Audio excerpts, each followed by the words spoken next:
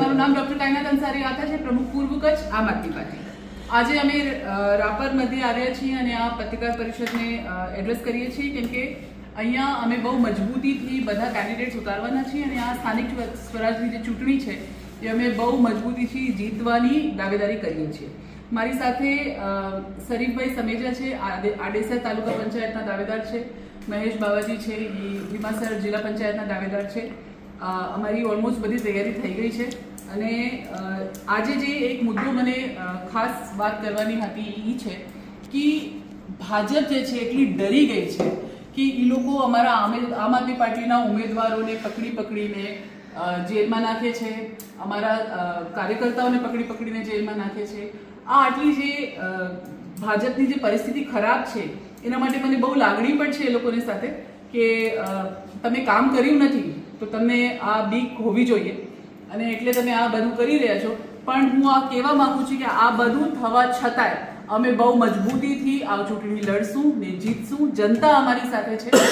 બધા જેટલા 165 ઉમેદવારોને જેલમાં નાખી દો તો પણ કંઈ વાંધો નહીં, જનતા ઝાડુને મત આપીને જીતાડશે એવી અમારી લાગણી છે અને એવી જ અમારી જનતાને પણ આહવાન છે કે અમે તમારા માટે 100 વખત જેલમાં જવા તૈયાર છીએ પણ તમે આ વખતે બદલાવની લહેર લાવજો.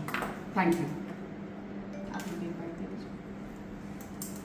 નમસ્કાર મિત્રો, પત્રકાર મિત્રો, તમામ મહાનુભાવો, આપનું દિલથી હાર્દિક સ્વાગત છે. હું છું એડવોકેટ એન્ડ એન્જિનિયર શરીફ સમેજા.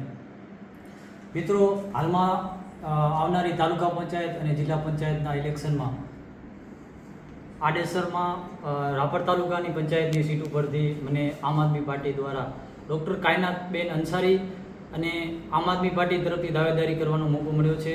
ત્યારે હું ખરા અર્થમાં આ સૌનો આભાર વ્યક્ત કરું છું અને આવનારા સમયમાં જીતીને પ્રજાની વચ્ચે આવીને સૌનું સારું સહકાર થાય અને સારું એવું કામ કરીશ અને જનતા ઉપર ખરો વિશ્વાસ ઉતારીશ. Thank you.